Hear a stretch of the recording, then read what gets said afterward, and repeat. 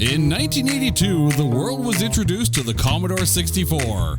With a whopping 64 kilobytes of RAM, it was state-of-the-art. We were also introduced to Tron, a world that took more than 64 kilobytes to make. In 2010, we were introduced to the iPad with 256 megabits of RAM. We also got Tron Legacy. History shows us that with game-changing technology comes great Tron movies, because Tron Legacy is not that bad.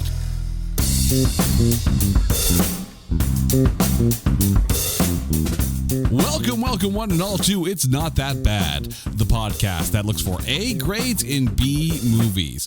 And every now and then, a movie comes along, and as soon as it gets on the calendar of shows to record, I start to geek out because I absolutely freaking love the movie and cannot hide my bias at all.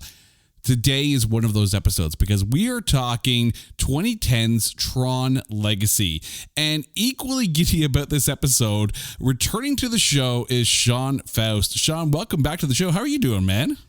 I'm great, man. And I have so many things to say about how this movie even ended up on your show. Thank you so much for having me on again to talk about this, which it's not even that it's not that bad. It's not bad. Oh, it's not bad at all. And it's one of those things where this is actually one of the higher rated movies that we have talked about on this show.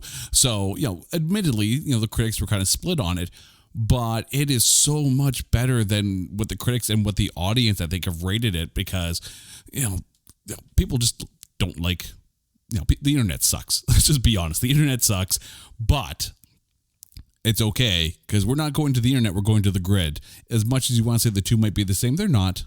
They're not.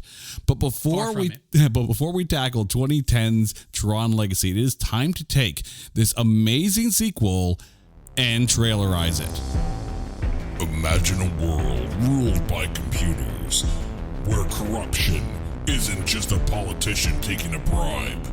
A world where the citizenry has turned against those they once idolized and fought for. Where a dictator massacres those who are different. We're 2023 now, aren't we? Yeah, we're here. I mean, just look at any Twitch streamer's game room.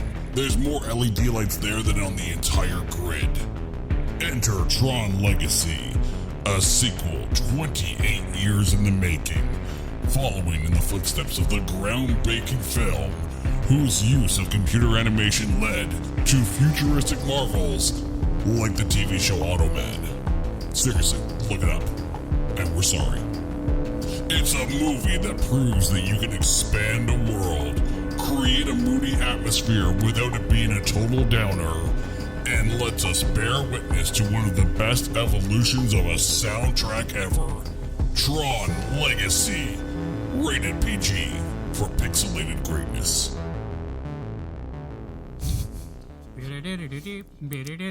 I swear, it's true. Every Twitch streamer's game room feels like Tron at times with the amount of lights that are going around. I don't hate it, but it's there. Either that or construction vests.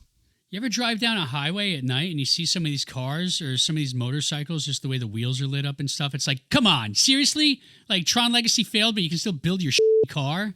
Right? I mean, honestly, let's call it out there. Anyone who's got those under LED lights on their car, they just wish they were driving a light cycle. You know it. This is what they wish.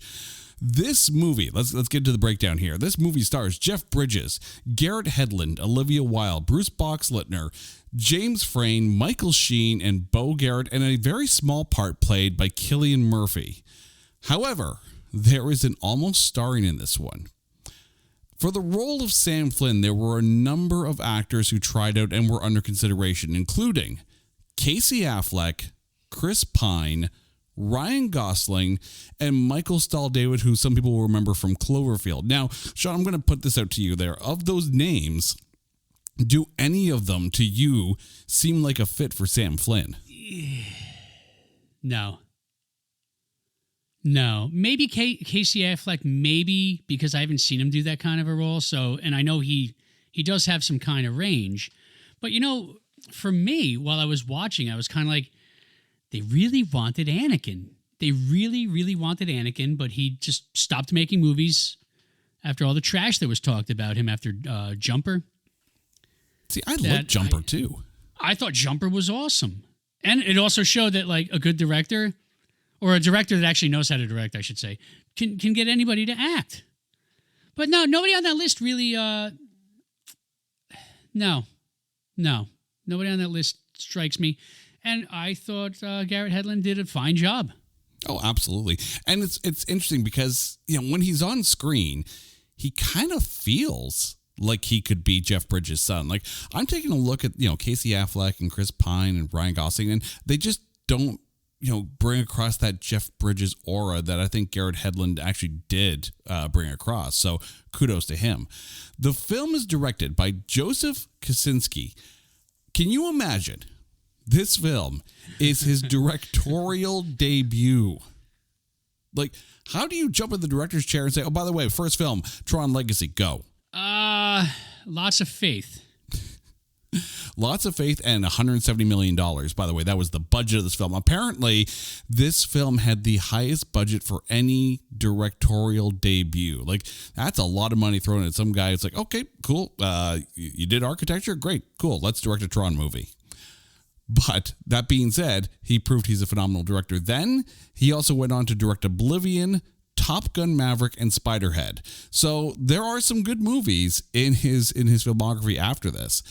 This film, at the Saturn Awards, Jeff Bridges won Best Actor and Darren Gilford won for Best Production Design. Also, at the Austin Film Critics Association Awards, and I know you'll agree on this one here, Daft Punk won for Best Original Score for this film. No duh. However, as they deserved. Right? However, at the 83rd Academy Awards, Daft Punk didn't win, but Gwendolyn Yates Whittle and Addison Teague were nominated for Best Sound Editing. They lost to Inception. And at the MTV Movie Awards, Olivia Wilde was nominated for a Breakout Star, but she lost to Chloe Grace Moretz for Kick-Ass. I'm not going to lie. I'm surprised, and I do realize and accept and appreciate that Inception brought a lot of really, really cool stuff to the screen. I'm surprised this didn't win more awards, though. I mean, your thoughts on this? Well, so here's the thing, and we'll go with the Chloe Grace Moretz thing first of all, because she's a 13-year-old girl playing a 13-year-old girl in a situation that she's not old enough to like really understand. So the fact that she's nailing the horror of watching her father burn to death, and just like being all out funny, but there's a depth to Hit Girl that I think Chloe Grace Moretz brings to it. Olivia Wilde, awesome, and I love her as Cora. She's fun, she's quirky, and she's just genuinely wants to know everything. But it's a different kind of performance, and I think like Chloe Grace Moretz rightfully won. Music. Let's talk music. I know Hans Zimmer or his writing crew had something to do with Daft Punk as well for this. So Hans Zimmer was winning regardless. Whether it was Inception, which is a phenomenal score, but it's not as good of a score as Tron Legacy. And I do love the score from Inception. I just hate the movie. I do. Legacy just... It's one of those, every now and then, you get a movie where the music is also a character. One of the first instances of this is the score from the 1933 film King Kong, Gnick-Gnock, backwards, if you would like to say it that way. And so Max Steiner's score for that is its own character. And you get that every now and then in a film. Can you imagine watching Tron with a symphonic score? It would make no sense. So the fact that we get some kind of string arrangements in a bigger fashion in Tron Legacy, well, things have grown. So it's still all used on synthesizers. So Daft Punk creating that sound to enhance this film, it almost makes it a character. And if you listen closely in some of the pieces of music, they used sound effects from the video game. Oh, Daft Punk was, absolutely, they understood the assignment of what they were doing with Tron Legacy. Oh my God, yes. Oh yeah. I mean, I love the fact that you mentioned anything else, right? I keep flashing back to when they were doing the first Star Wars film, and of course, disco was huge then, and there was all this talk of the studio wants a disco soundtrack because disco's all the rage. Yes, we eventually got some Star Wars disco after the fact, but can you imagine like Star Wars with a more, computer generated disco-esque kind of soundtrack? It would just be, it would be worse than the Star Wars Christmas special. Just putting it out. So there. you're talking about the end credits music for Moonraker. Oh God.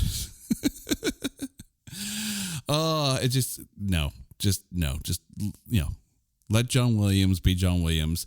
Let Daft Punk do Daft Punk, and it's all going to be good. What's wrong with the Star Wars Christmas special? Stir, whip, whip, whip, stir. Yeah. Also, you mentioned, though, with the Star Wars thing, and I'd like to bring this up because it kind of like, it's a good template to have. And it's also the template that Daft Punk had going into scoring in Tron Legacy. They've got Tron. So they kind of have a working template of what the music should be like. George Lucas gave John Williams a rough cut of Star Wars, but with Eric Korngold scores from the old Errol Flynn movies. That's why we've got that swashbuckling sound of Star Wars. Oh, it makes total sense. Clearly, George Lucas knew exactly what he wanted. Clearly, Daft Punk knew what the fans wanted. This film had a budget of $170 million with a worldwide gross of $400 million. It lasted 1 week at the number one spot, and it debuted at number one with a $44 million take on the December 17th, 2010 weekend. Also debuting that weekend in number two was Yogi Bear at $16.5 million. And How Do You Know, which debuted at number 8 with $7 million. Those numbers coming from boxofficemojo.com. But of course, the reason why we're here is to defend this film from the critics. Over at Metacritic, this film has a meta score of 49. And over at Rotten Tomatoes, the critic score, the tomatometer, is a 51%. And the audience score is only 63, which surprises me a little bit, but I want to draw a comparable here. The original Tron has a tomatometer of 72%, but the audience score is only 69. So Tron Legacy, as far as audience score, is actually on par with the Tron audience. So before we get into, the real, why this film is so good, I just wonder, and I'm going to put this out there. I know genre fiction doesn't always play well across the board when it comes to reviews and critics. Is this a situation where it's a victim of its own genre? No. First off, I'm going to say it's a victim of, once again, expectations are poison. People go into a movie thinking, well, this should have this, and it's supposed to kind of have this, because everybody creates their headcanon. And then that's the only way it can be. And if it doesn't have those little things that they need it to have, then it sucks. And it's not a good movie. Somebody I went to the midnight showing of this with hated it until they played a video game that I think takes place before it. And it's like, oh, and explain the whole thing. I'm like, dude, everything you're describing to me right now happened in the movie. So people just go in there with their own ideas of what a film should have, especially 28 years after the first movie. Just let things be what they're going to be, folks, and just expectations ruin things. So just go in and expect to be entertained. Also, to that thought, you think about, whenever they announce they're going to do a reboot or a sequel of something that was, completely iconic, even with Top Gun, seeing how we're talking about this director here, when they announced that they were going to do a sequel to Top Gun so long after the original Top Gun, people were like, oh, no, just leave it be. Let it be the singular awesome entry that it is. Are there some movies where you think are sacred and should not ever be revisited?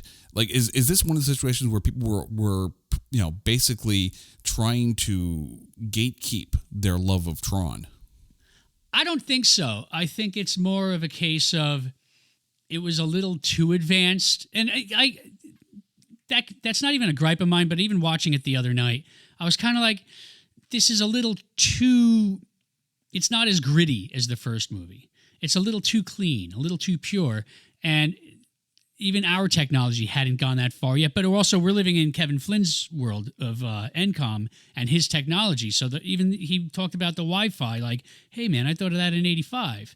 So it makes sense and it doesn't at the same time. So I could see that being a turnoff to people because it's not like it's not filmed in black and white with the the colors colored on them.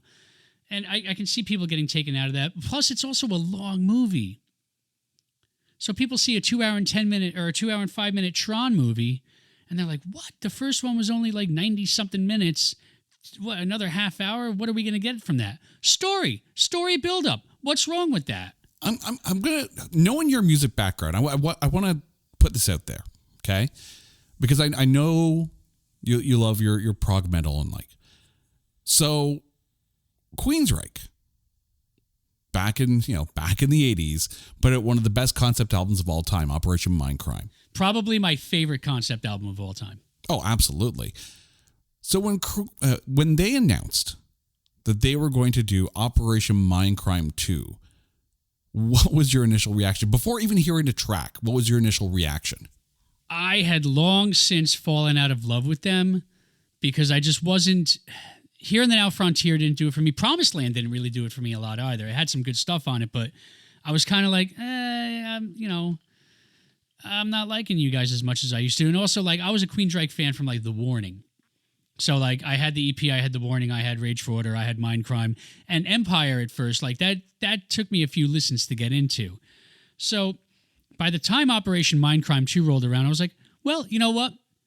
Maybe they're just pulling themselves up by the bootstraps and they're going to like go and they're going to give me a great album. They didn't. There wasn't even a full, complete song on Mindcrime 2. That's my review of Queensryche's Operation Mindcrime 2. Soon to be discussed on There Can Only Be One eventually. But yeah, you have to think that there are, when you see a sequel long after the original's made, a beloved original, you can see some people almost getting their backs up, and that might just be it. Like, again, thinking music, right? Meatloaf announces he's going to do Bad Outta Hell too. I can see some people go to, but that album is iconic. How do you go back and make a sequel to it? And that, I don't even think was even a concept album, really, but still, but let's get back to Tron Legacy here, and let's get to the breakdown as to why this film is so good. We're going to start with Garrett Hedlund, and we had originally talked a little bit about him at the beginning. As Sam Flynn, how was Garrett Hedlund for you? I thought he was just fine. You mentioned it too, that like he does bring some Jeff Bridges isms to it. Not as I think Gosling would have done a great job because Gosling is just a perfect actor that no matter the role you give him, he's nailing it. But I don't think Gosling would have had the look down, which is why I said nobody on that list originally. But I think it might have been overkill. Not that Gosling would have like done that on purpose. It's just that Kevin Flynn is so iconic. So even when Garrett Hedlund says, now that's a big door, he's not like, now that is a big door. He's just like, no, that's a big door. Like he's very calm about it because he didn't grow up with Kevin Flynn his whole life. Where any other actor might have just been like, oh, let me try to imitate that, even though they wouldn't know that kind of mannerisms because they haven't seen him since they were a kid. I thought Garrett Hedlund did a fine job. I love the fact that he does bring that swagger, that cockiness that Jeff Bridges had, of course, in the original. One thing I need to point out, though, and this is just a scripting thing as opposed to his performance thing. We know he's a computer whiz. That's not in question because of being able to hack the system and get the the NCOM OS 12 because there's a 12 on the box out into the public for free. We get that, and we know he's athletic, so surviving the games on the grid is not going to be a problem. By the way, the film was in 2010. We're going to spoil it if you haven't figured out through all of our episodes now. So just be forewarned. But of course, if you're listening to this, you probably already watched the movie anyways. But here's the thing. Part of Tron is about playing games, right? And surviving these games. We never actually see him be a gamer. I mean, yes, he kind of looks at the Tron arcade game when he goes to Flynn's arcade, to follow up on the page, that Alan got. I wish they'd explore that a little bit more. Like, rather than try to put the quarter into Tron, we never see him be a gamer per se, because you think at least a gamer would have something at his abode, whatever you want to call it there, that little parking garage that he lives in. His place is also Dumont, which is the guy that gets them to the I.O. tower. So they, in the first movie, so Tron can converse with Alan 1. But the other thing too, given that he's still ticked that his father disappeared and, in his mind is probably off chilling in Aruba or wherever kind of thing, you would think that he might actually be almost, not hesitant, but almost rejecting of, technology in that gamer culture. Like, I get why he's not really, involved in Encom. He doesn't want to be. He's just the majority shareholder, and he's basically doing his best to undermine it every now and then. But I just, there wasn't as much almost, hesitation into going back into the arcade. I get that. And you also mentioned the gaming thing, where he actually doesn't have any confidence in playing the games until the light cycle race because of the Ducati. So when he's doing that first Disc Wars thing, he doesn't know what the hell's going on. We just know he's athletic, and that's it. So maybe that's not from games. And maybe the whole thing with the light cycle is he's like, oh, well, I ride the Ducati, I've played the video game. So Disc Wars, even though there was a Disc Wars video game, if he was standing facing the Tron game, to his right was a Disc Wars game, he would know it, but maybe he's not a gamer. Maybe he's just a survivor. Quite possibly. I mean, anyone who jumps off a building and does the parachuting thing, maybe a little too close to the street, but it looked cool on camera. Yeah. I feel like that moment in CinemaSins, he survives this, ding. But I was thinking, but that was from the Batman. Oh yeah, absolutely. But he just how many times does he roll over and he just gets up like, oh, okay. Anyway, back to Tron. He survives this. Ding. Yep. But we've talked about the son. Now it's time to talk about the father. Jeff Bridges as Kevin Flynn, and also as a de-aged Clue. How was he in both of these roles? Because obviously it's two different performances from him. Let's start with the Kevin Flynn performance. How was this? I loved his I've been stuck here for 20-something years, just almost Zen thing, just that, I'm screwed here, I'm never getting out, and how he's almost made peace with it, and he's got his companionship with Cora. So I thought he nailed that, but also when he starts, talking to Sam about the real world and little things like that, you see that, that smart-ass smile come back on his face, that little glimmer in his eyes, hey, man, yeah, which he doesn't have at first. So it's nice to kind of watch the evolution of Kevin Flynn back to the human Kevin Flynn that might get out of the grid. It does feel a little, on the nose a bit that he's in these, for lack of a better term, prophet robes, and he is, the creator of the world that he lives in. I just wonder if he's, resigned to being stuck in the grid. And, basically, Yodaing himself like he's on Dagobah and just hiding away from everything. It feels odd for him to be in these almost, with the prayer beads kind of thing around his wrist prophet robe. It's kind of culty, but once he goes back onto the grid and he's got the robe, and it's a bit more of a reluctant return to that life and to try to save Sam. It's interesting too, because he kind of feels a little hippie-esque in some of the scripting, talking about creating, everything as digital jazz, and there's certain scripting issues here where I'm just like, did I remember Tron right? Was Kevin Flynn always a bit of a hippie nature? Maybe I'm missing something. I think he was, though, because he was very freewheeling, and even the way he was just when Alan and Laura show up at the arcade in the first movie, he's just walking around, changes his shirt for no reason. That's a kind of a hippie-ish thing to do. I'm just going to get topless and blah, blah, blah. And then, hey, you're my ex-girlfriend with your new boyfriend. Hey, does she leave her clothes on the floor? So there's that freewheeling hippie about him. I don't know about hippie, but yeah, there's that freewheeler, just life happens once kind of attitude about him. So I think that was kind of consistent. But then as Clue, as a de-aged version of him, and I thought they actually did that very, very well. They used the same technology where it's like, he's got the cameras on and all the dots, and, Jeff Bridges would act the scene, and then they'd have the body double that kind of looked a little bit like him when he was younger, do the same scene, trying to, react the same way as Jeff Bridges did, and then they just, connect all the dots, literally and figuratively. Clue's menacing in this. Clue is not messing around. I love the difference between the two, but how was he as Clue for you? I thought he was great as Clue. I disagree about the motion capture because some of the de-aging doesn't. You could tell that they were still in their early stages of it, and they didn't really nail it until Sam Jackson and Captain Marvel. That being said, performance-wise, Clue is not the Clue that we meet in the first movie. He's upset. He wants to know why his creator left him.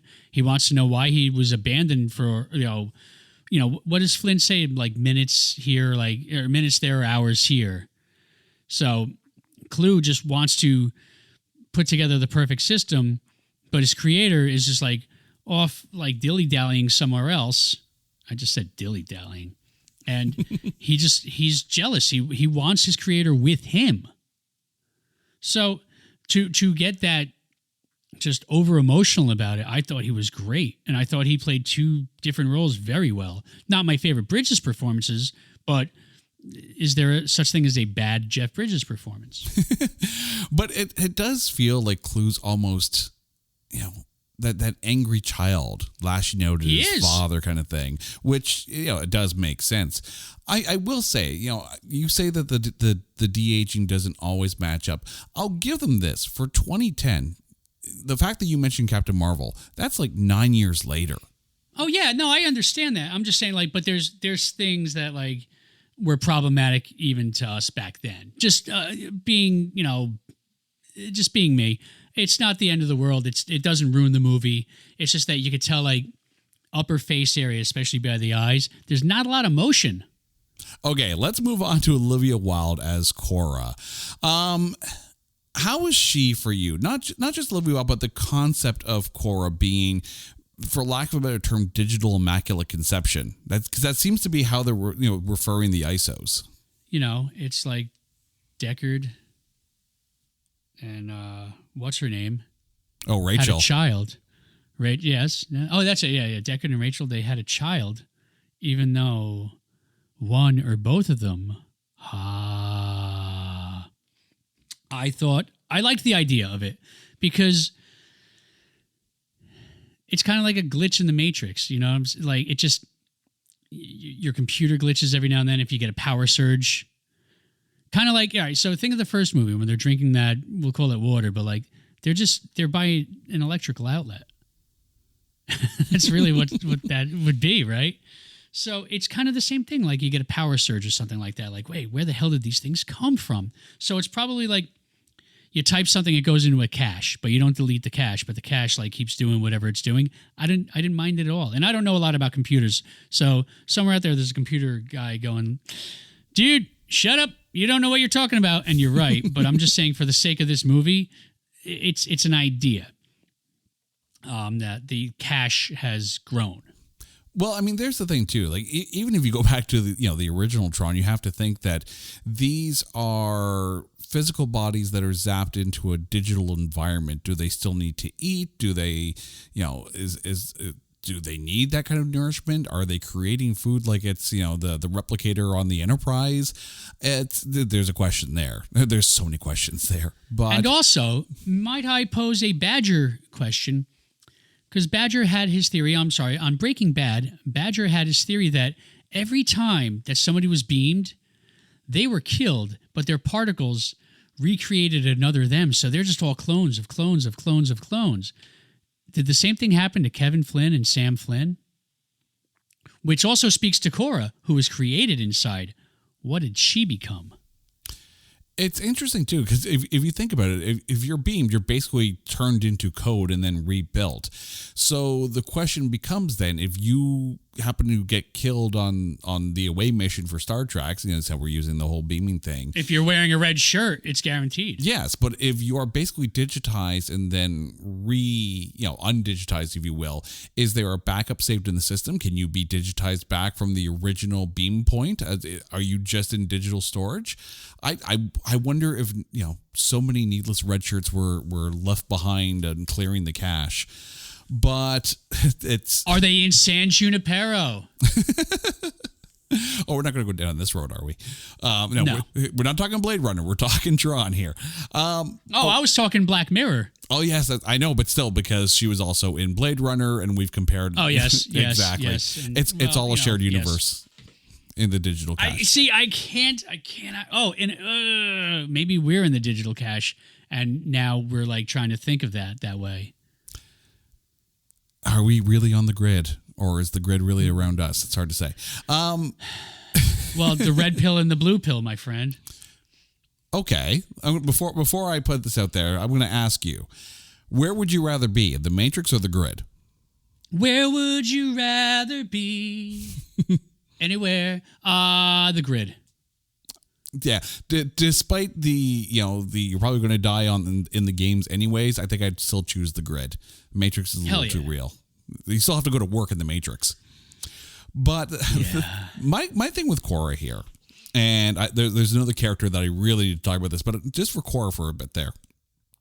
There's times when her interactions with Sam feel like they're almost for comedic effect, like when they're looking at the books and she's asking about Jules Verne. It's like, oh, have you met him? What's he like? Kind of thing. Like, yeah, it feels a little out of character for Cora and for a lot of people on the grid. But then there's times when she's like, straight up Black Widow action style hero. I don't think Cora needed the comedic beats that she got, but did it feel out of place for you? Yes and no, because I know exactly what you mean, but that's why I said earlier, she's very inquisitive. She wants to know everything possible. Like even asking him, what does a sunset look like? Or, the whole thing about loving Jules Verne books. It's just, she wants to know everything. So it plays off as comedic because that's, it's a comedic beat to go for. But it's also just genuinely, she doesn't know. She doesn't know that Jules Verne is dead. Or at least she should, though, now that I think about it. So maybe there's a tiny, tiny flaw in the writing. I mean, I can appreciate that a computer program, even in ISO, would be curious and want to gather information. That would make sense. And, her wide-eyed wonder in those moments does work. Just maybe not as comedic beats. But let's move on to Bruce Boxleitner, who, like Jeff Bridges, came back from the original Tron, so returning as Alan Bradley. Love that they brought the two back. Unfortunately, no Cindy Morgan. But how was Bruce Boxleitner, even though it's kind of a bookending role when you consider he's only at the beginning and at the end of the film, really, how is he for you? I liked him better as Tron than as Alan, because Alan in the first movie, he's not as confident. And he's just super confident, which, I mean, he's also older and he gets the company from Flynn. They're best friends. Well, they become best friends, I'm assuming. But he's a little too confident. But when he's Tron, and I think this is where the problem is, he plays Tron and he plays Alan, and it's not quite as busy. So he doesn't, you know what I mean? He's he probably did 2 weeks of filming on the movie. So it's kind of everything was done all at once because he's not in it that much. That he was a little too much like Tron in the real world, but when he was Tron, he really nailed it. Just the way he would say certain things or just the way he would turn his head and give a look. Loved the way he played Tron. I will say, and you and I talked about this before we were, planned on recording the show. Bruce Boxleitner and Olivia Wilde are the only two actors from this movie who returned to the animated series Tron Uprising that Disney put out. It was a year or two after this or something like that. I personally love that animated series. I think it's great. Highly recommend. And it's got a stellar cast, voice cast for that series. It's wonderful. Also available on Disney Plus along with the other Tron movies. Let's move on to Bo Garrett. She played Jem, one of the 4 sirens here, but really Jem was the only siren that had any meat to the role. Although if you look very carefully, one of the sirens is Serinda Swan, who a lot of people will remember as Medusa from Marvel's Inhumans. But Bo Garrett as Jem, how was she and the Sirens for you? I loved the choreography of the four of them just getting him dressed. Like, everything had its own specific move that they all did in sync. And I thought that was awesome. I thought she did fine as a double agent. It does make you question how much does Clue know about everything that goes on, because obviously when they're changing Sam's clothes and they're looking at each other and he's different, there's something different about him, kind of thing. It makes you wonder how interconnected Clue is with everything else that goes on the grid, and the fact that she's working with Zeus in order to kind of pull those, like, it's very intriguing what she does. I do agree, the choreography, especially when they start walking backwards at the end. Yeah, and it's a very almost robotic style walk. Very, very cool. It looked like something that they would film almost in reverse and then play it backwards. It was very cool. But I mentioned Zeus. I need to put this out there. I freaking love Michael Sheen. I think he's great. I think he can do no wrong. Except for maybe this role. Really? Everyone on the grid seems to come at this with a very serious tone, with a for lack of a better term, they are all programs, right? So it's a very computerized thing. He comes in completely flamboyant, completely over the top, in almost any other movie I could see this character working, but for me, it just seemed out of place for Tron. But how was Michael Sheen for you? Because I have a feeling we're about to disagree on this one. We are completely going to disagree, because what I think his programming is definitely about old movies and old style things, kind of like the bartender who's also like, the secret code guy, you know what I mean? And even like that whole scene where they're fighting and he's doing like the Charlie Chaplin walk. There's something when he starts talking to Sam, I can't remember the imitation it was, but I was like, oh wow, that was like John Wayne or something like that. I can't remember who it was. But this is a program that's all about pre-first movie kind of behavior. So I thought he made that work. Is it my favorite Michael Sheen role? No. That's still Frost Nixon. But do I think he nails what that character kind of represents? Yeah, for the most part. Like, yelling, "Come meet the son of a maker," is a little overdone. But I'm with you, though. I'm not going to go and watch the Twilight movies because he's in it. I mean, like, everybody's got to put food on the table or lose a bet. I don't know what she had to do. But I'm like you. I always like him, especially in this. When I saw that he was going to be in it, or actually when he showed up on screen, I was like, oh my God, yes. So I guess we do disagree, but I hopefully like give his scene another shot and like kind of understand he's coming from that kind of background programming. Mm-hmm. I mean, I could see that if other characters represented video game NPC style characteristics or traits. You think to Free Guy, which is it as fun a movie as that is, it's also a very smart movie in that you have a lot of these NPC tropes in the game, Guy himself included. So you could see why there would be different kind of characteristics. And if you had someone who was very like an over-the-top, mid-tier boss level kind of character, you take Zeus from Tron and put him in Free Guy, he makes absolute total sense, and I love it.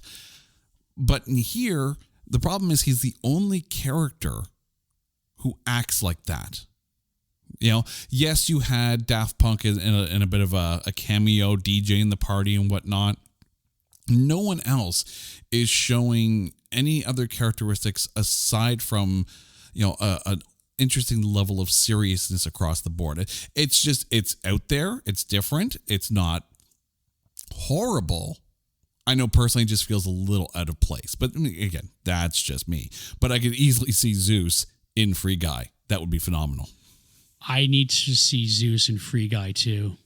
Oh, make that happen. Someone make that happen.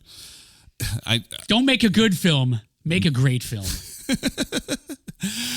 James Frain, who played Jarvis, not the Iron Man computer, but basically the same kind of role to Clue, the guy who is basically discount David Spade in the in the grid for him. It's all of a sudden making sense now, isn't it?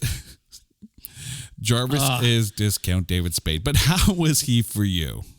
I thought he was just fine because it also sets up the kind of the God complex that Clue has. That when Jarvis comes up to him, he's like, "Excellent words, sir. I hope my delivery was satisfactory." Like, oh my God, like you're such a kiss ass. And then even when Sam comes in, long live the users. He's just a big kiss ass wimp. And I thought his performance was kind of spot on. If we're going to justify Michael Sheen's Zeus as having these, over the top characteristics as opposed to everybody else, James Frain might be the one that actually justifies it too, because here is, a program who is sniveling, ass kissing, condescending and to Sam, and there are many more human-like characteristics in Jarvis than most of the other characters. So maybe that justifies Zeus. Maybe I'm being a little too critical on the Zeus role. And again, it's nothing towards Michael Sheen. I get exactly what he was trying to do. But you also make a strong point about how you feel about Zeus, though. So it's not that you're wrong or right. I mean, it's an opinion thing. But now that you've got Jarvis in your head, you're like, oh. Yeah. Not like with Tony Stark, but Jarvis in his head. I'm starting to think that Jarvis was very aptly named. But yeah. Let's get into the actual making of this film, though. The production design. Let's be honest. The original Tron is iconic. It is absolutely iconic.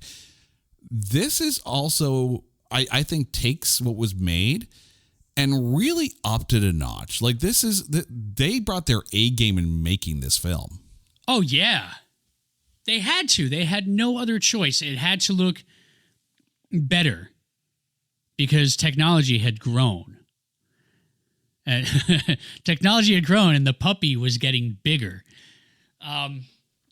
That's from Billy Madison, sorry. The look had to feel right. It had to feel like, oh, wow, I'm in the grid. And how they accomplished that was pretty cool. Mm-hmm.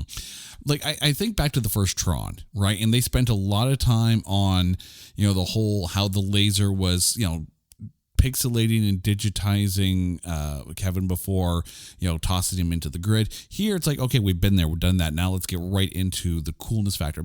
But even with the original, with the Disney logo at the beginning of the film and how they Tronized that whole, opening animation, they knew right off the bat exactly what the assignment was, to the point though, but it really, even the design, how the floor right on the street was in hexagonal shape and almost like a tactical RPG style game. They clearly understood exactly what this culture was supposed to be. And anyone who sits there and says, well, it's not Tron and not everything is glowing. No, it's better. It's absolutely, it looks tangible, right? Even when they're just in a blue screen room kind of thing, the world feels real around them. It doesn't feel like a half-rendered kind of thing. It is stunning. I agree 1,000,000%. My only big disappointment is when they're on the Solar Sailor, I kept looking for the Mickey Mouse, and I saw no Mickey Mouse. I did hear a Pac-Man earlier in the film, but I saw no Mickey Mouse. There was no Mickey Mouse. I'm almost kind of happier that they didn't, though, because then it would have felt like, the Adam Sandler movie Pixels, and that just would have been, we don't need an homage to all the video games. Tron has its own. Well, no, but what I'm saying is that, though. in that first movie, they're on the Solar Sailor, heading towards the MCP, and for half a second on the ground, there's a Mickey Mouse, like Mickey's head. So I was kind of looking for that silhouette in the clouds, which I'm sure we'll get to at some point. I think there might be a reference in there somewhere, but it's very, very subtle. I personally have not seen it yet, but it's possible it's there. But I love the fact that it's almost a self-contained world, and they don't try to bring in any of the tropes. Like, as cool as I thought Ready Player One was, it's like they decided to grab the kitchen sink and dump it into some of those scenes with as many references as there were. Dude, stop. Because seeing the glaive on a movie theater screen, and I'm sorry, seeing the glaive in 3D on an IMAX movie theater screen is the best thing about that movie. Oh, absolutely. One of the only good things. Like, now, the book does the same thing, except the difference between the movie and the book. Let's just say, actually, I'll list the similarities between the movie and the book. They're called Ready Player One. And that's my review of Ready Player One, the film. But I loved the glaive, sorry. Oh. But I see what you're going for. I know what you mean. Yeah. I mean. But also, Flynn mentions that he destroyed the old world and took Tron in from it. Yeah, so it's basically Tron 2.0, starting from scratch, much like Free City 2 in Free Guy. Yeah, I went there again, didn't I? You did, but how do you not? I mean, now those could be in the same. Now they are going to be making Tron Ares, starring Jared Leto, and of course, at the end of this film, it feels like the grid is almost kind of, wiped out from existence. Because once Sam and Cora make it back to the real world, I wonder if the world's going to feel the same as Legacy, or if they're going to redo it much like they changed from Tron to Tron Legacy. Maybe. I have some theories about what they could do, because keep in mind now, like, they can go in to the grid, make Flynn. Sam has Flynn's everything on his necklace thing. They can bring Flynn back into the real world. But does that bring everything else into the real world, where the real world becomes... It's kind of like Stranger Things at this point. Like, now both worlds are going to mesh. What could possibly happen? Is Jared Leto a vampire? Or does he make replicants? So since we're talking Tron Ares, and we talked a little bit earlier about, announcing that you're going to do a Tron sequel based on how much people loved, the original movie. They're taking a big risk, because it's not like, I'm not saying Jared Leto's a bad actor, but I'm not saying he's a great actor. If you're going to do Tron Ares, he has his moments. He also had Morbius, so there's that. But he had Dallas Buyers Club. But Morbius. But yeah. Tron Ares, as someone who loves the original and this film, do you have, you even mentioned it yourself, expectations are the bane of any new thing that comes out. But what are your thoughts on this Tron Ares announcement? Is Jared Leto going to be the son of Sam and Cora? Although, wait, no, that's only been 13 years, or 15 years at that point. No, he's too young. Whatever they want to give to me, I'll be happy with. Or I won't be, but I won't know. I have no expectations. Even with Legacy, I was like, oh, cool. I can't wait to see what they do with Tron. And that's usually like where it ends for me. It took years to get this discipline, so I don't want to screw it up by going like, oh, it should do this, and it should do that, and it should do this, and it should do that. Like, no, I did that for a lot of movies that disappointed me, that when I went back and watched them for what they are, I was wrong in not liking them. And sometimes I was wrong for liking movies. But okay, so let me put it this way then. And to try and, to draw a comparison to Star Wars, there was a while where everyone was eventually like, it'd be nice to have a story that doesn't have a Skywalker in it. And then we eventually got that with Andor. With Tron Ares, would you be happier or pissed off if Jared Leto and everyone else in the movie have nothing to do with any of the Flynns aside from the fact that they might be on the grid? Wait, what? No. What do you... Dude, we're talking about Tron. Yeah. We're not talking about But we're also talking about a third Tron. Well, fourth Tron. Let's count a fifth Tron. Because you mentioned Tron 2.0 earlier, and I hear that the video game's got a great story. Mm-hmm. And that came out in the late 90s, I believe. So what? You're entering a big error, my friend. End of line. It's going to be interesting to see if we're going to be talking about Tron Ares on this show somewhere down the road when it eventually comes out. But it has come time. So, Sean, who is your MVP of Tron Legacy? Daft Punk. You know, it's funny, but that's my MVP too. Right on. Look at that, man. We got another solitary shell here. Right? That's a deep cut. That's a deep cut. Nobody's going to know that. Well, actually, they are. They will, because they would have hopefully gone over to listen to our episode talking about Dream Theater over on There Can Only Be One, which you can find at Twitter at OnlyOneCast or on our website at NotThatBadCast.com. I'm going to be very, very, very honest here. When it was announced that Daft Punk was doing the soundtrack to this film, I was initially hesitant and skeptical of how good it was going to be. I was not, I don't think I was ready for, a 2-hour movie that was, going to sound like Around the World for 2 hours. And if it was that, we would definitely be talking about Tron Legacy, and Daft Punk would not be our MVPs. But fair. It takes a lot for a score. Let's call it what it is. It's a score. Yes. To be iconic, and maybe even more iconic than the movie itself. There's a few scores that have done it. I think you can argue that John Williams' score is absolutely iconic when it comes to Star Wars. I think the Jaws score, for as sparse and as messy as it is maybe even more iconic than the movie itself. Yes. I think even Danny Elfman's score for the original Batman film, you could put it up there as being one of those ones that kind of hums, even like the Superman, right? And the original Star Trek theme. Some of these scores are completely iconic, but yeah. You're bringing up things where John Williams says the name of the character musically, like Superman, Indiana Jones. That's his thing. That's what he does, man. But I know what you're saying. Mm-hmm. I would say that this score should be on that same level of iconic as everything you just mentioned. Star Trek, they're flying a ship.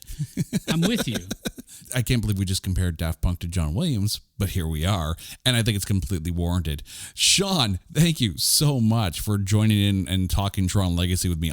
I'll be honest, when I started this podcast, there were certain movies that were on my list of movies that needed to be covered. This was one of them.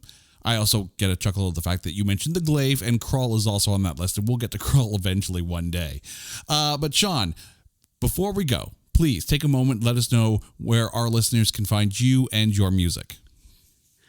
I can be found on Twitter at Sean Faust, or I can be found on Linktree, Sean Faust Music.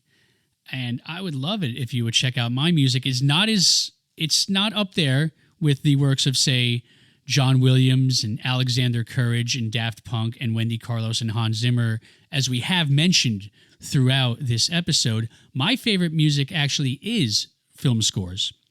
I don't write it, so I write progressive rock and alternative rock, and sometimes just acoustic, folksy stuff. So please check out my music, and I hope you enjoy it. Sean, thank you. And to our listeners, thank you. Now, you guys know the drill. If there's a movie out there that you think is unfairly maligned or is just so bad that there's no way in hell that we can find anything good to say about it, hit us up on Twitter at NotThatBadCast or go to our website at NotThatBadCast.com. Let us know and we will watch it, we will dissect it, and we will find the good things to say because we are looking for those A grades in B movies. Until next time, I'm Jay. Sean, once again, thank you. This is It's Not That Bad. Take care.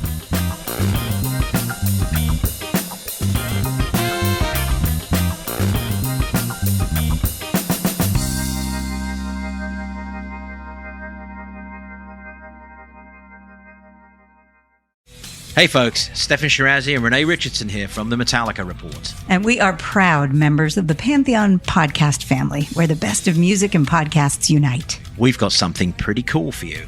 We're giving away an exclusive Metallica merch package worth over $250. That's a whole lot of Scary Guys, Skulls, M72, and other sought-after Metallica swag. And we've made it easy for you to win. Follow and share the Metallica Report, and you're in the game. Go to pantheonpodcast.com/Metallica, enter your email, and hit that button to be entered to win. And just like that, you're eligible for our monthly exclusive Metallica merch package. And guess what, rockers? You can enter every month, so just do it. And while we love our global brothers and sisters, the lawyers won't let us ship outside the U.S.